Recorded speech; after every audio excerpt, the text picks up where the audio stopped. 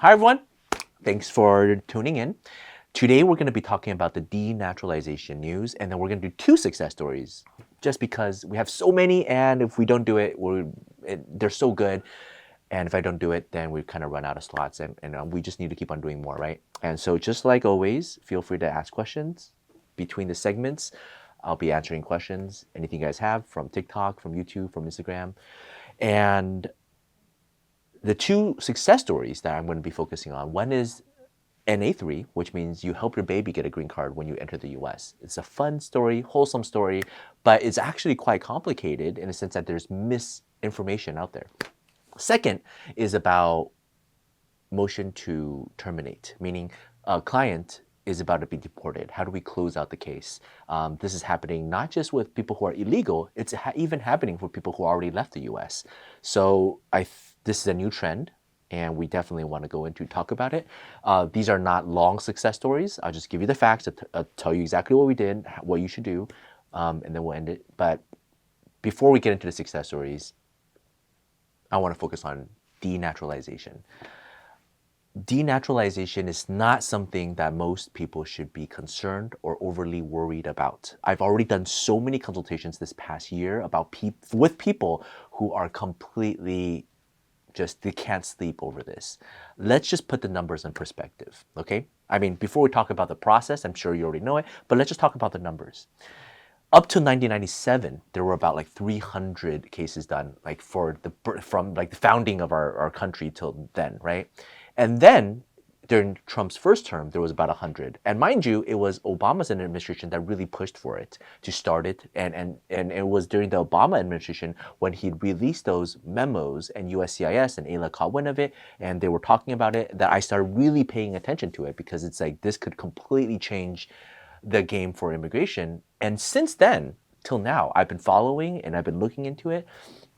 And during Trump's first administration, there was about 100 cases that was pushed for denaturalization. And just now we got news that they're pushing it another 300. But let's just talk about that 300 number, okay? 300 cases for people to be denaturalized. Do you know how many people naturalize every single year? It's around 800,000 to 1 million people naturalize every single year. And that number might not be fully accurate, because that might be only counting USCIS numbers, but what about all the consular births around the world, right? Because then you don't naturalize, it's just your parents pass on the citizenship to you and you get it overseas. And that's of course not counting the people who are born as a naturalized U.S. citizen, right? If you're just born in the U.S., you become a citizen. So we're just talking about naturalized citizens, 800,000 to 1 million. 1% of that is 10,000, let's just say, right? 8,000 to 10,000. Do you think of that 800,000 to 1 million, 1% of those applications might have a glaring error? 8,000 to 10,000. Okay, that means 8,000, 10,000 every single year might have glaring errors in it. And what about if you multiply for the past few years? If you add all those numbers together, 300 is an extremely, extremely small number where they want to go and denaturalize. I'm going to pause and I'm going to talk about something else. Of that 300, how many of those cases, how many of those people are already overseas? How many of those people are already in jail? How many of those people potentially are fleeing the country or in the midst of prosecution? That's what I want you to think about and put in perspective, right? Not everybody who is a naturalized US citizen are like the mom and pop ordinary people who came here, filed an application, maybe there was a typo on it, and they're concerned over it, and then they have their families, they're working, they're paying their taxes, they don't have any other criminal records. It was just a form error, and they're losing sleep over it, right? I can guarantee you typos happen all the time, not even on the applicant's side. On USCIS's side, there are plenty of errors that happen all the time. And we just did a case, I think a couple weeks ago, where we did a success story where USCIS and the consulate made an error and gave everybody green cards when they shouldn't have. And then now during naturalization, they have to reverse it, but still granted new green cards and just have to naturalize again, right? So the government makes errors, individual makes errors, people make mistakes. Just because of a mistake doesn't mean the government is going to denaturalize you, okay? That's very important because from the government side, do you think they only get 300 requests to denaturalize people? They probably get like over 300,000. And then from there, they say we may only have the bandwidth to do the 300 because to denaturalize, USCIS has to give it over to the DA and go through the Department of Justice and go through a trial. It's very formal, it's very expensive, and they're not going to do it to somebody who can just easily get the green card and citizenship again. Right? So again, for most people that I'm talking to, if you are already a citizen, chances are you have a spouse that's a citizen, you have parents who are citizens, you have children who are citizens, you might have gotten citizenship a long time ago. If your citizenship is canceled, you can quickly get a new green card very fast and get a citizenship again. And so, in the grand scheme of things, 800,000 to 1 million people getting new citizenships every single year, 800,000 to 1 million. They're just canceling 300, they're just not canceling, they're just starting the case proceeding for 300 people. But we're talking about maybe for the past like maybe 5 years, 8 years of all the problematic cases, the ones that are most problematic, they pick out and they want to start a trial. And doesn't mean that they'll even succeed, right? So we'll see and wait to see what that happens. But think of all the, enemies of the state who have left the country and fleeing prosecution. Well, they have a citizenship, they have rights. Well, if you can denaturalize them, then they lose out all the other rights within the country. Is it fair? Is it not fair? It's a policy that makes sense, and it was started by the Obama administration and being pushed through. We are still yet to see exactly how it carries out. If we begin to see normal mom and pop individuals are just getting punished, and it's a racist machinery, then I'll definitely bring it to your attention. But as far as now, right, all the consultations I've done, we are telling people this is not something you should worry about. But I'll take questions. Yeah, can I naturalize if I have apply for citizenship if I have a one-time retail theft of $57? Most likely that will fall under the petty theft exception. So remember that term, petty theft exception. Search it up on ChatGPT. Put your specific information into it. It depends on your state statute, wherever state you are in right now. It depends on your sentencing, but from what it sounds like, it sounds pretty minor. It qualifies for the petty theft exception, and therefore it is not an inadmissibility. It is not a deportability. However, is it a stain on your character? Yes. Especially if there's a conviction. So now with the new memo on the good moral character for citizenship applications, right, that came out in August, I think 15th, 2025, you want to prove with other things that you have good moral character. And the things that they look for, your education, your job, your assets, your community ties, etc., right? So look at everything else. Does it overcome and you can just do your best to make a good argument, right? Is it possible for to obtain legal status for someone who has absentia removal and is married to a U.S. citizen? Is it possible? You want to see if you can get that case reopened, and you want to be able to get the adjustment of status adjudicated within the courts.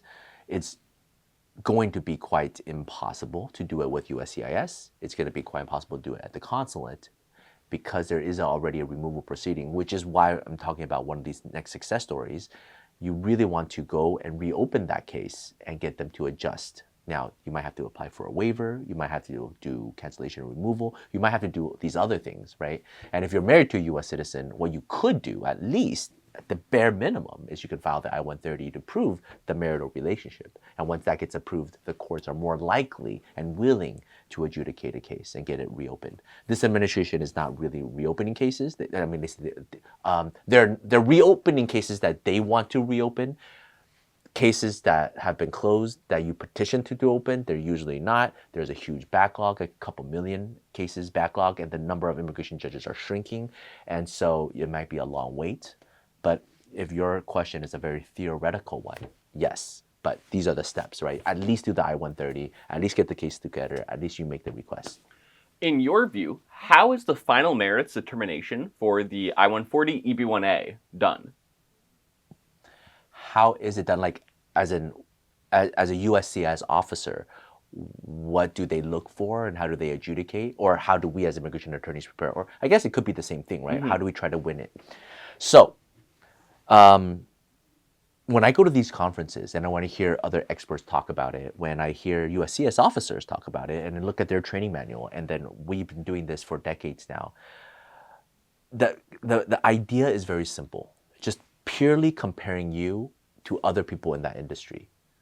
So in the EB-1A context, pick your profession. It's easy to meet the plain language of those, 3 out of 10 requirements, right? How many publications you have, et cetera, et cetera. And the most common thing is when we think about a professor. Of course, a professor has publications. That's the nature of their job, right? Of course, they judge other people because they control that dean, right? They're part of that the school of thought. So of course they play roles and judges. Of course, they're members of their elite groups and editors of their different law magazines, etc. So it's easy to meet the plain language of the three. However, you take a step back.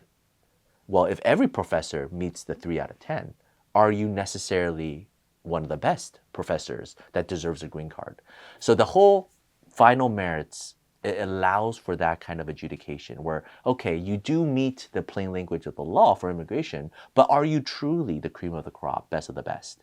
And so how we do it, how other experts have done it, and I presume what USCIS does when they evaluate these type of cases, is they take a look at the case and do a comparison. Now, of course, they don't know every single industry, right? Professor is an obvious example, but what if you're a rainforest frog, expert? Well, how are you compared to other rainbow, rainforest frog experts, right? They don't know that. They never studied it. And so you want to show them, in my country, this is how many people graduate with a master's or a PhD degree focusing on this specialty. There's only so many. And out of these, they work for the government, they work for these people. I'm the only one who is leading this area of experts and study. I am the cream of the crop, right? Out of the millions of people who study, I rise to the top, right? You want to give them that context. So that's what I mean by final merits analysis. Hopefully that helps. So husband is a permanent resident. Based on the current visa bulletin, can I file for adjustment of status? Or do I have to wait and file I-130 first? My entry was legal. Okay, repeat the whole thing again. Yeah, husband, permanent resident. Based on current visa bulletin, can I file for adjustment of status? Or do I have to wait and file I-130 first? I had a legal entry. Got it. A legal entry. Got it. It's definitely very complicated because there's a lot of things that's missing there, right? It depends on which country you're from. It depends on if you're going to try to do a waiver, right? But let's just start with the first part. Just because you have a legal entry, the issue is, do you have legal status now, right? Did you continue it? Some people came in as a tourist visa, they changed their student visa, and they stay on a student visa for 10, 15 years. Do you have legal status now? Then that's, the first basis. The second thing is, assuming everything is current, or assuming your priority date is already current, and assuming there is no priority date, right? Then you can file the I-130 and the 485 adjustment status concurrently together. That's important to know. If it's not current, then you can only file the I-130, and then when it does become current, then you can file the 485. But sometimes some people have to wait an extremely long time before it becomes current. So what you should do is check out the visa bulletin. It published every single month.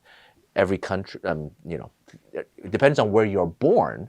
The country is different, and depends on your status. Now, if you're already out of status, you came in legally, but then you fell out of status, then you cannot file the adjustment of status. You can only file the I-130, and that's where the second analysis comes in, where if you're thinking about a waiver, because you could potentially file, and then I-130 gets approved, you cannot file for adjustment of status, but you could file for a waiver, and then waiver gets approved, and then you go to the consulate, and then get the green card and come back in. But then You might think, well, why do that when the husband who's a green card holder could just become a citizen in a few years? And if a citizen petition you, then you can get it much faster without spending the money on the waiver, and it becomes much more straightforward in the U.S. So there's A, B, and C kind of an analysis. Hopefully that helps. I'm just saying there's a couple pieces missing. You want to take that information, potentially plug it in ChatGPT. You hopefully give you a much more thorough analysis. But if it's all still very confusing and your situation is more delicate, then I think a consultation would really help you. Is it better? Does it look best for a marriage visa if it has some tenure rather than it being a fresh marriage? We're about to get married. Is it best for us to wait to file, maybe for a different administration? No, I almost rarely recommend people to wait and change administrations because there's so many things that you're not sure of and you're really trusting luck. And who's to say next administration is going to be better than this administration in a particular context? That's just, yeah. Now, as far as whether or not your marriage is real and how an officer adjudicates that, I think the best thing to think about is there's two things to think about. One is the officer sitting on the other side. They're just a human being just like you. They went to school. This is their job. They're adjudicating hundreds of these cases. They think a lot of them are fraudulent. What are they looking for? Your marriage time is just one aspect of it. There's so much more to it, right? And so time itself is not the most critical thing. The second thing is sometimes you don't have the luxury to wait. Some people who, the whole adjustment of status, green card application itself could already take a couple years. And if it's a new marriage, you only get the conditional green card, and then you have to do a removal, and that could be another two years before you apply, and then that could be another 3-4 years before it is finally approved and interviewed. So we're talking about your wait time, even if you start now, could be 6-8 years. So if you're waiting, now we're talking about 10 years, right? Sometimes some people don't have the luxury to wait. Or if you're already illegal now, every single day you don't file, you don't have a receipt to protect you, you might be put in detention, you might have a removal order, and that might stop everything in its track. So I do not recommend just chalking it up to chance to say next administration. I would say focus your energy on building your case. You could do that right here, right now, right? You can build up how to prove your marriage is real. That's not something you have to wait for. Build it up, get your case good, and you file. And have the confidence that you're going to win. And use time to your advantage, right? If the case is going to take 8 years, then start building it for 8 years, right? As opposed to wait 8 years and then file, and hopefully it could be a little bit faster, right? Are biometrics paused? I've been waiting for 145 days to do biometrics for the first time. That's an extremely long time. We usually see biometrics, within 3 months. So you're almost at the point of doubling it. Is it paused? There's definitely no pause. We've seen biometrics all rolling forward. In fact, they're mandating it to increase. I would definitely check with USCIS to see if they've issued it. You could call their 800 number. It's extremely problematic answering service. Just have a lot of patience, but eventually you'll get through. Talk to a tier 1 officer, talk to a tier 2 officer, check on your biometrics. If they haven't issued it, they're just delayed, but it's definitely not paused. I have DACA, clean record, but a removal order. Is it safe to travel by plane? Less and less so. I would not recommend it. TSA has all the personnel information of the people who are on flights. It's transferred to CBP. ICE has access to it. So even if you're traveling by plane domestically, if you have a removal order, ICE could show up on the other side and could pick you up. So I would be cautious. A U.S. citizen filed I-130 in March 2025 for Indian spouse currently living in India. When can I expect the approval? I think the processing time is about 1.5 to 2 years or more. But yeah, so it sounds like it's going. Okay. Any updates on the 75-country visa pause? Nope. Are you aware of any approved exceptions, national interest exceptions? I am not aware. Yeah. Do you think the government may gradually add exceptions, such as the EB2 and IW? I don't think many people are working on it. Honestly, like I don't think they're. I mean, with everything that's going on, there's so much emphasis on so many other things. I don't think this is a high priority for the government. I think it's all case by case basis. So I don't think they're going to come up with any memo saying these are some of the exceptions and whatnot. I think if you have an EB2 and a W, you just apply for the exception. If you have an O1, just apply for exception. Just keep on applying for exceptions again and again, and maybe the consulate would approve. How long do you have to file an appeal on a 42B case? I don't know. We don't do removal defense that much. Okay, I got granted by the judge on a cancellation of removal. Does the pause affect me getting a green card? Most likely, because even though the judge granted it, it's still going to be USCIS Processing Center that issues the green card. And so if the ban affects you from your nationality, that could still be a pause. But at least you're safe. Can someone prevent the 5-year ban when they go to the consulate appointment for the visa? Can they prevent the 5-year ban? I'm assuming you mean if you have a 5-year bar to re-enter the United States because your visa was, terminated, and you are trying to reapply for a new visa, are you able to get it before the 5 year is up? And the answer is yes. You can apply for the D6 waiver, and you explain your situation. The consulate feels for you. They can put a request in to Washington, D.C. It takes about 6 months or to 9 months. It gets approved. They call you back in. They give you a new visa. So, yeah, it's totally possible, and we've done success stories on it. Relatively recently, we did one where it was a tourist visa and got the waiver. I mean, which is unheard of, right? Like most of the time, if you have a ban, it's really hard to get any sort of waiver, and you want to tie it to something that's strong. But having a tourist visa is pretty awesome. Yeah, for extra context, they have an absentia removal and are now trying to get a visa. Oh, okay. So yeah, you definitely need a waiver at the consulate. For bona fides, I submitted wedding pictures, honeymoon pictures, proof of regular phone conversations. What are some other things I can submit? Oh, so many. And be as creative as you can. But most importantly, think about things that fraudsters would not have, could not have, but you have. So everything you mentioned, somebody who's scheming to try to create a fake marriage can easily get. Joint bank statements, call records, right? Photos together.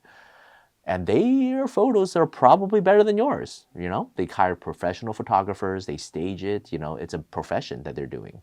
So what do you have that other people just do not have? That's the stuff that you really want to think through, right? Living together with each other's in-laws, well, that is uncomfortable for many, couples. But if you do that, kidney transplant to relatives, that's a big gesture, right? Think of your own K-drama, your Indian drama, your Chinese drama, your Japanese drama. Think of your own unique story that nobody else would do. And that is something that is pretty apparent. Now, if you're young, you're in your 20s, naturally you have a lot of social media. And if you blast each other's, Facebook, Instagram, TikTok, and you have basically in front of the whole world announce each other your relationship. That is something fraudsters generally can't and are not willing to do, right? So these are the things to kind of think about. What if it's a gay couple and the family is homophobic? Okay. So do you guys do counseling? Do you guys go to counseling, as in you guys do counseling for others who are in your situation, or you guys are receiving counseling for this marital conflict? Now, that's very much a private situation, but at least you're seeking professional help, and so you have these kind of documents, right? Are you part of groups that are within that space? If you're young, the different clubs that you guys go to if you guys are the clubbing type. If you're not the clubbing type, then what are some places that you guys go that mingle and also have the support network, right? It could just be friends, but it could also be book clubs, for example.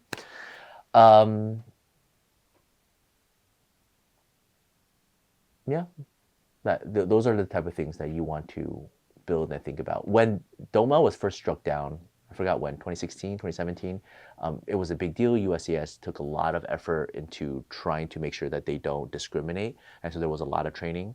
And we have a lot of USCIS officers that were in part of that period. And then they left USCIS and now they're attorneys and we work together on a lot of these type of cases. And so just because it's a, same-sex case, it's not necessarily heightened anymore because they have so much training and background on it. So it's really just the same as any other relationship. So just want to prepare the package accordingly. How you interview matters a lot, right? What's on your phone matters a lot, right? If you scroll both of each other's phone, same apps, same conversations, those are really important. Yeah, I remember we've had a success story on our YouTube about like a lesbian nun couple where they had to kind of keep their relationship secret from the public. Do you remember any like documents we provided there when they had to keep a secret relationship? Yeah, that was a really hard case because the family didn't know about it. Even their friends didn't know about it. Their friends didn't know about it. They don't have a lot of documents because they're like nuns, so they don't have. It's not like they live very flashy lives. They don't use social media. They were an elderly couple. I think back then they were already in their like late 40s or so. They don't have any prior relationships. It was just really, there was nothing to go on. And the officer actually made them swear their oaths to each other to talk about their love. And they're Asians, and so they're not vocal in their affection. And so that was also a cultural, teaching moment for the officer to kind of explain. The case ultimately got approved, but we actually had to rely on different agencies to kind of help out and talk about their relationship and talk about their culture, right? So it's a hard case, but it's winnable. And again, don't focus on just the normal, ordinary things, right? Now, if you have it, it doesn't harm you to include it. But again, the context is to the officer. Out of 10 cases, 9 of them are fake. Any updates? I know we just talked about this. Any updates on the 75-country ban? There was recent news about a court case that is currently pending. Right. I don't think it's going to go through, but that's my opinion. And again, like I said, I think it's going to continue, and potentially even more countries might be added to the list. Is Djibouti on the list of 75 countries? And so it's not, but do you think it'll be added? I don't know. I really don't know what's going to be added, but it is my theory that the officer is going to add. I think a good place to look is the non-immigrant visa bond. How many countries are on that list? And that's my theory that those countries might be added onto the 75 country, if not more. Any reason why employment authorization process / DACA is taking so long? Is because it's on the chopping block, right? It is a low priority compared to so many other things that are high priority. Okay, so feel free to keep adding. Is the N470, is that only for government workers? Nope. Research organizations, international organizations. So, if you work for the U.S. or contractor for the U.S. or the subcontractor of a contractor for the U.S. That's what we did in this recent case that we did last week, right? It was contractor of the U.S. government and their subcontractor and their subcontractor's personal hire. It was a long shot application, but it still got approved. And I think it was only a few months, like 2 months or something like that, less than 2 months. It was a very fast application approval. So we're very happy about it. But that's on the government side, right? But if you're working for a big, international organization, UN, Red Cross, totally works. Okay, so feel free to keep adding questions. Is it okay to leave the U.S. as soon as I-131 is filed and received? as long as I fly back in time for the biometrics? Or do you have to stay in the US until the biometrics is done? We have seen plenty of clients. Once USCIS receives the I-131, you get a receipt or something confirming that they received it, then you leave. And then you fly back for the biometrics. You can extend the biometric 2 times, I think 2 weeks each, and then fly back and do it. You could always do your biometrics before, you can't do it after, right? So you definitely want to schedule and then do it. Yeah, how could I contact you? You could go to our website and you can book a consultation. And depending on the language preference, depending on the time preference, you can book accordingly. There's a lot of different people who can help you. You know, we try to create our website and scheduling so we can help the most number of people and as fast as possible. And for that reason, you can book with me. But if you really, really only want to talk to me, then just book an appointment and request, I only want to talk to Joseph, right? We'll make it happen. You might have to wait a little longer. But a lot of people who are in immigration situations, they have dire needs that needs to be, dealt with within a week, within 2 weeks. And, if every consultation just depended on me, we'll never be able to save everyone, right? And so our whole team is on standby being able to help as many people. And so if you have an issue, if you have a question, if you have a concern, again, my team is amazing. I trust them wholeheartedly. And, most of them have been here for an extremely long time. And if they don't know, they'll tell you they don't know, and they'll find other people who know. I don't even know everything, and then we'll get you the answer you need. While pending asylum, my EB2NIW was denied and referred to court. I have EB3 approved. Can I adjust status in court? You would first have to close out your asylum case. Your prior date has to be current. Then you can file the 45.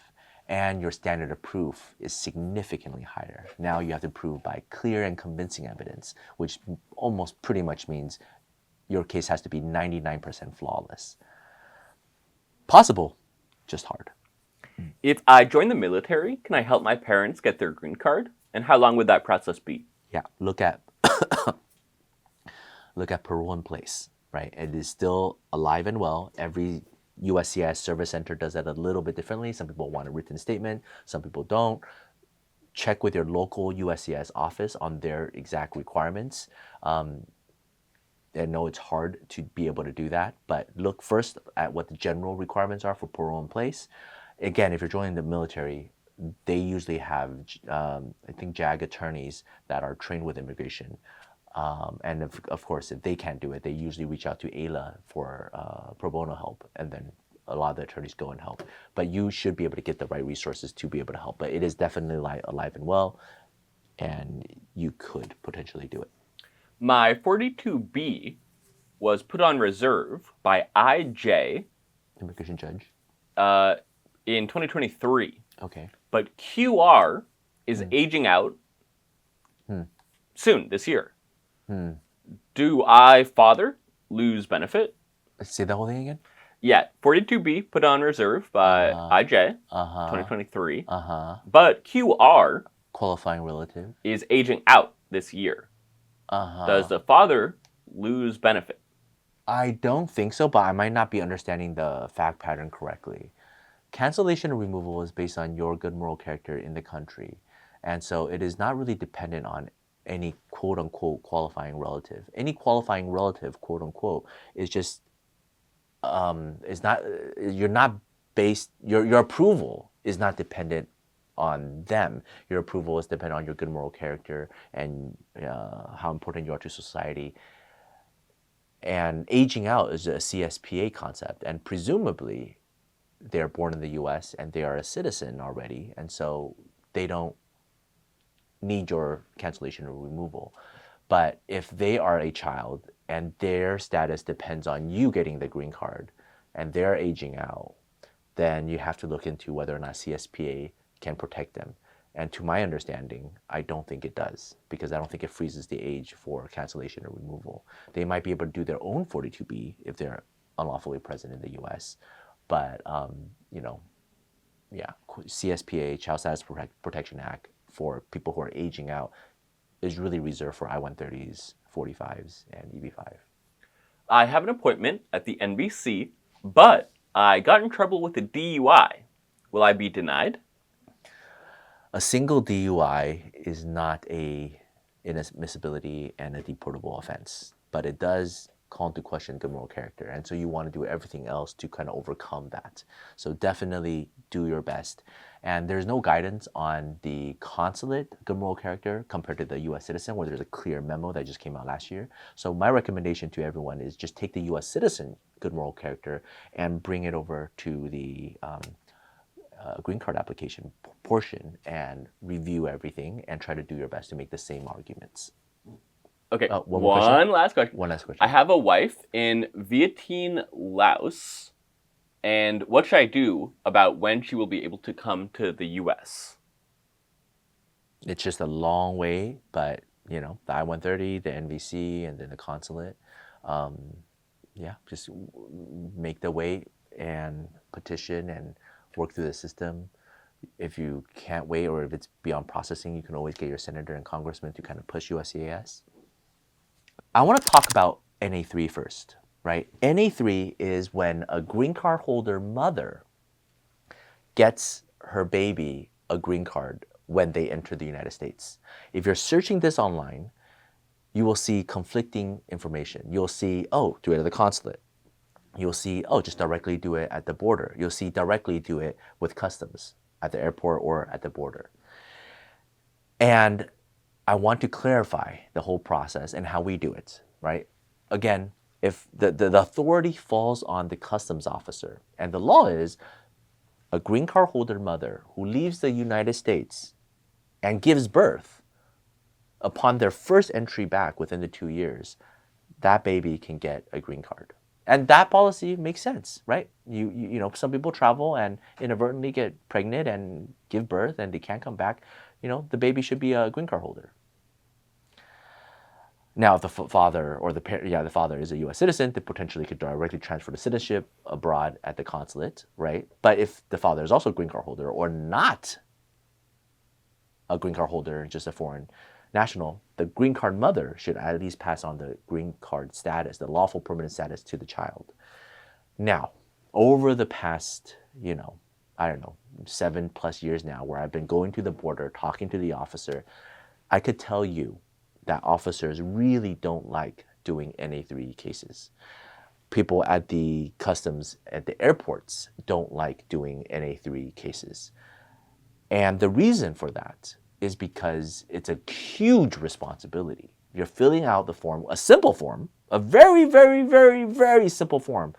My library card application here is more complicated than an NA3 application with a port of entry. It's a simple form, but it's a huge responsibility because you're giving a green card. And so they take it seriously. At the same time, customs, they're just overworked, right? Overworked, underpaid, they have too much responsibility. At one point they're tracking, smugglers. At another point they're doing like Disney IP theft, and then suddenly they're investigating if somebody's intent is a student or not.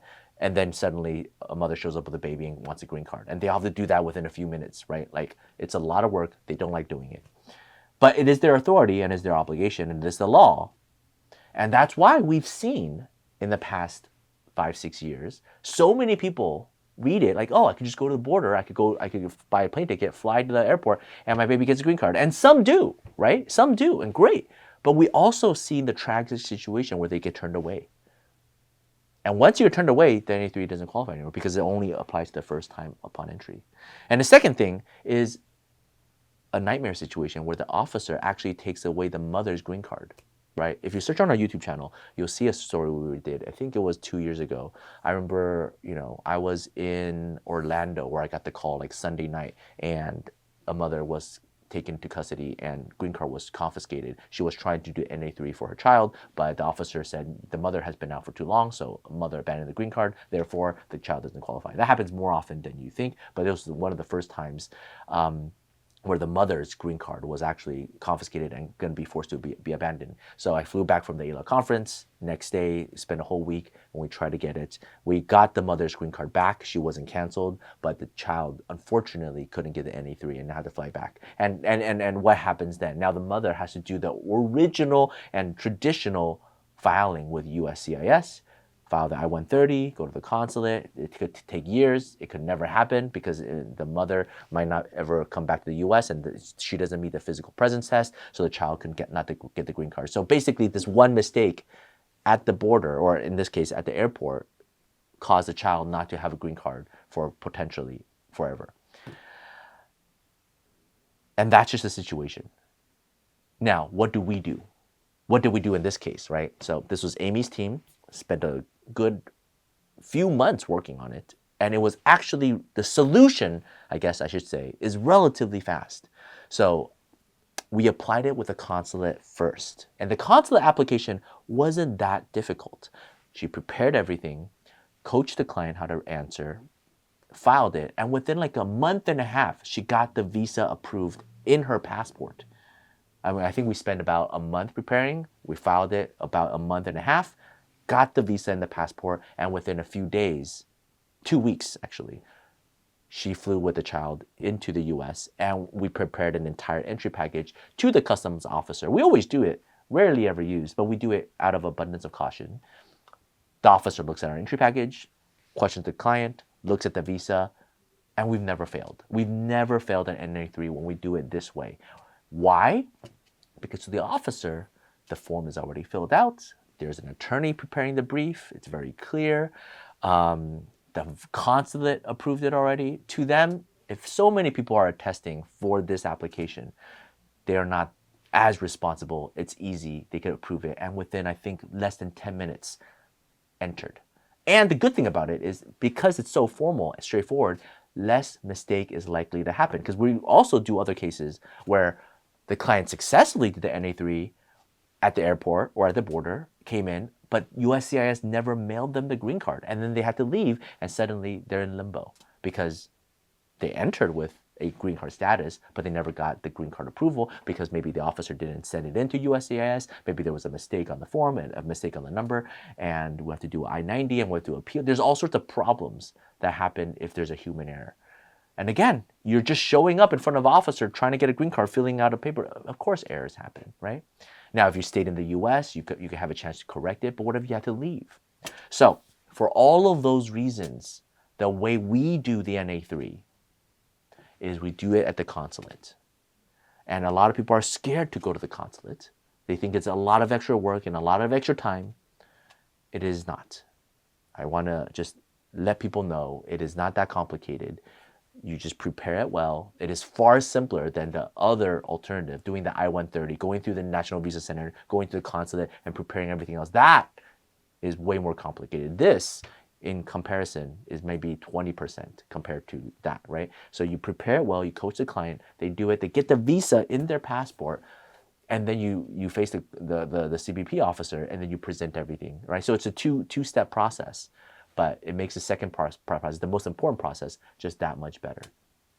It's a little bit more work than just showing up at the border and say, hey, and with your mouth kind of explain, hey, this is my child, please give them a green card.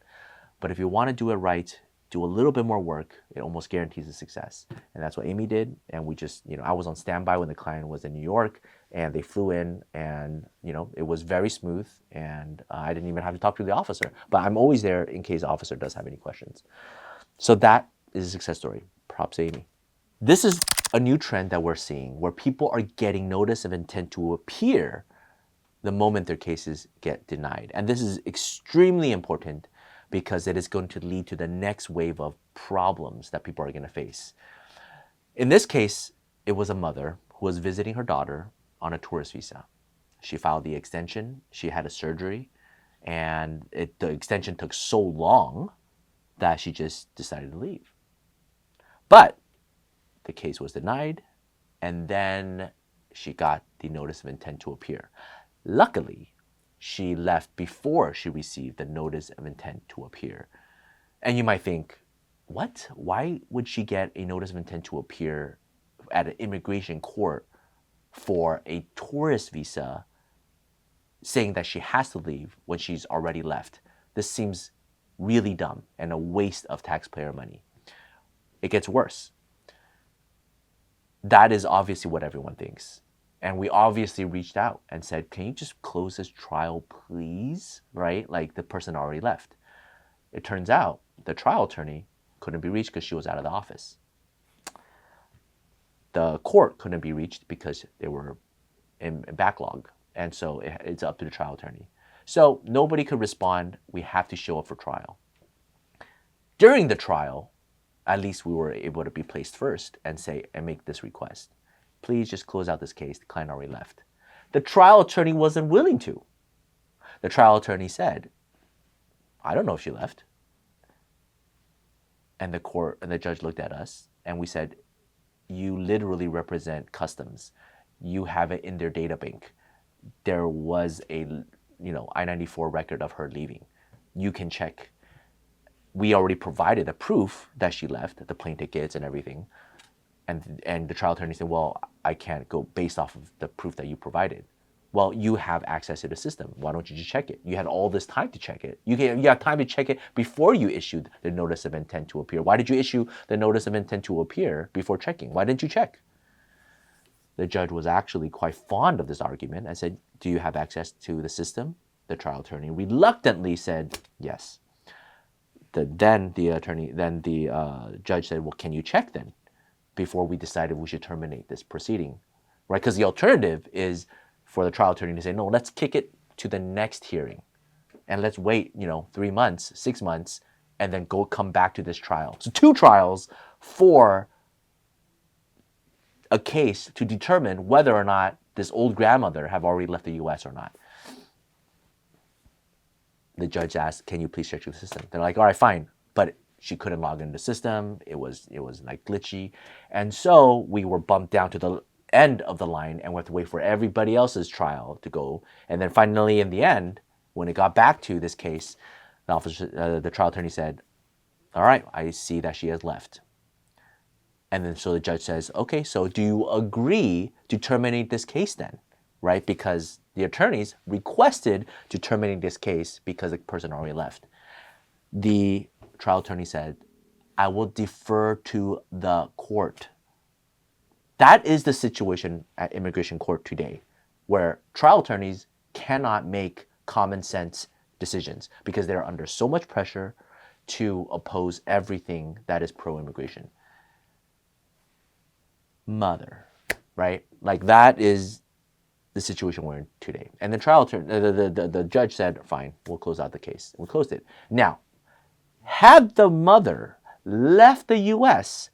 after she got the notice of intent to appear, this would be another argument entirely. The trial attorney could have said she's fleeing the country, so we're going to put it on her record that she is removed in absentia.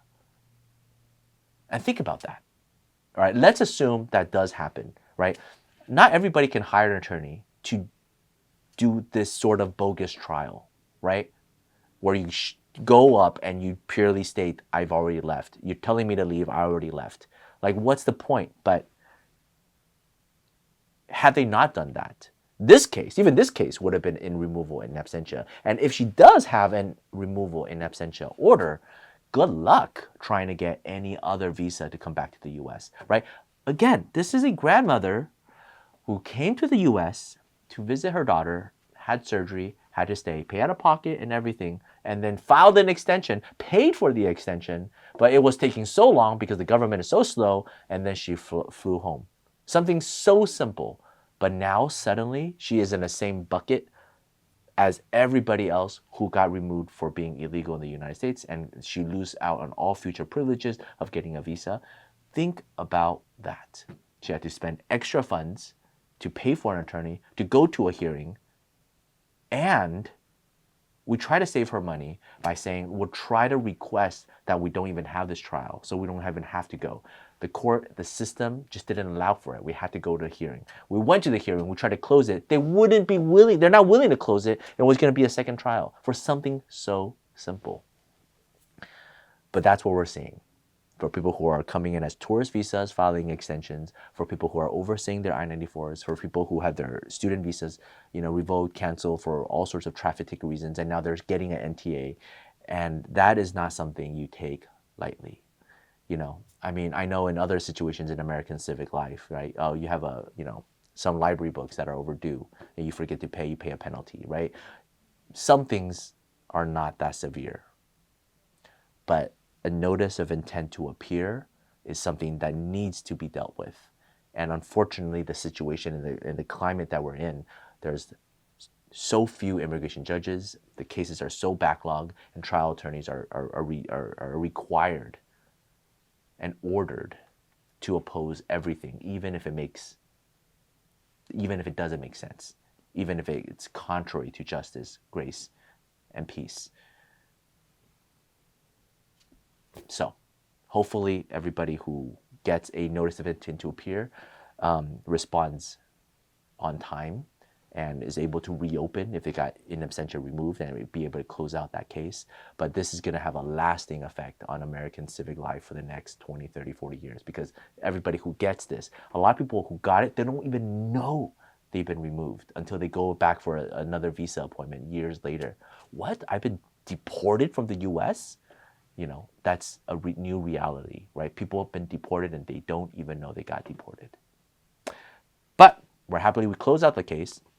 The mother's happy, the daughter's happy, we're happy, and in the future, we'll see what happens to them. If they want to get another visa, at least they don't have that stain on their record. Okay, thank you, everyone. Okay, bye-bye.